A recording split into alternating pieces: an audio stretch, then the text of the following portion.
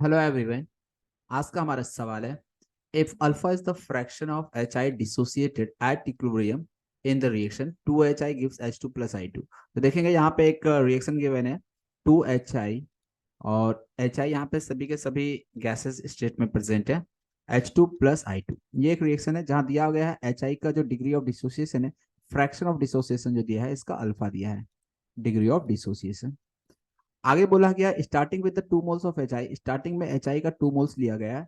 Then the total number of moles of reactants and products at equilibrium, equilibrium पे total number of moles of reactant and products आपको बताना है। तो देखिए इस सवाल को हम दो तरह से कर सकते हैं। एक तो मैं डायरेक्टली, जैसे ये रिएक्शन है 2HI, मैं इधर से स्टार्ट करता हूँ। 2HI it gives H2 plus I2, सभी गैसेस हैं। यदि स्टार्टिंग में ये 2 मोल्स था, ये जीरो था, ये जीरो था, तो आफ्टर सम टाइम टी क्या हो जाएगा, ये 2 - 2x, इसका मैंने मान लिया 2x मोल डिसोसिएट हो रहा है। यदि ये 2x डिसोसिएट हो रहा है तो यहाँ पे देख सकते हो ये 2 मोल्स के लिए यहाँ पे H2 का 1 मोल बन रहा है और I2 का भी 1 मोल बन रहा है। तो यदि इसका 2x मोल डिसोसिएट होगा तो इसका x मोल बनेगा और I2 का भी x मोल बनेगा।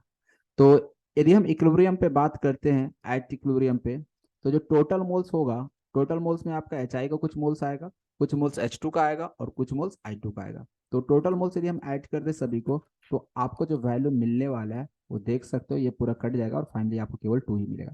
मतलब टोटल मोल्स एट इक्विलिब्रियम की हम बात करें, टोटल मोल्स में रिएक्टेंट और प्रोडक्ट दोनों का मोल्स आ जाएगा, और सभी को यदि ऐड कर दिया जाए तो टोटल मोल्स फाइनली आता है 2। तो इसलिए इस सवाल का सही आंसर आपको दिख रहा होगा, ऑप्शन बी हो जाएगा। इसे यदि हम डिग्री ऑफ डिसोसिएशन के टर्म्स में एक्सप्रेशन लेके करना चाहे तो ऐसे भी कर सकते हैं। जैसे मान लीजिए ये रिएक्शन है 2HI gives H2 plus I2। यदि इसको हम अल्फा के टर्म में, डिग्री ऑफ डिसोसिएशन के टर्म्स में लिखना चाहें, तो मान लेते हैं स्टार्टिंग में मोल्स ए नॉट है, ये 0 0 था। तो यदि अल्फा के टर्म में लिखना होता है, ए नॉट को हमने मान लिया इनिशियल मोल्स, जिसका वैल्यू यहाँ पे दिया गया है 2 मोल्स दिया गया है, उसे हम बाद में पुट कर देंगे। फिलहाल ए नॉट 1 - अल्फा, देखो जब भी हमें अल्फा के टर्म्स में लिखना होता है ना एक्सप्रेशन, तो हम हमेशा क्या करते हैं, जो रिएक्टेंट के मोल्स होते हैं ना उसको 1 बनाना होता है हमें। यहाँ पे HI के मोल्स 2 है ना, तो हमें क्या करना है, इसको 1 बनाना है। 1 बनाने के लिए क्या करेंगे, हम इसे 2 से डिवाइड कर देंगे। जब यहाँ 2 से डिवाइड करेंगे तो H2 में भी बाई 2 आ जाएगा, यहाँ पे I2 में भी 2 आएगा। ये जो हम बात कर रहे हैं ना, ये केवल आपको इमेजिन करना है, यहाँ पे लिखने की जरूरत नहीं है। इससे बस होता क्या है कि थोड़ा सा एक्सप्रेशन इजी वे में हम लिख सकते हैं, आसानी से लिख सकते हैं। इसलिए मैं ये ट्रिक फॉलो कर रहा अपना रहा हूँ। जैसे ये HI 2 टाइम्स मल्टीप्लाई कर दिया, अब क्या करो, इसको 2 से मल्टीप्लाई कर दो। जैसे 2 से मल्टीप्लाई कर दोगे तो ये एक्सप्रेशन नहीं होगा। तो अल्फा के टर्म में लिखना बहुत आसान हो जाता है। करना क्या होता है, ये ए नॉट 1 - अल्फा लिख देते हैं, बाकी ये ए नॉट अल्फा बाई 2 और ये भी ए नॉट अल्फा बाई 2 ही आ जाता है।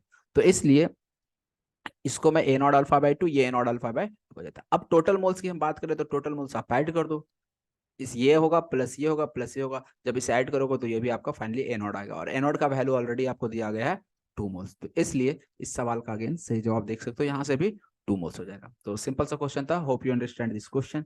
Thank you for watching video.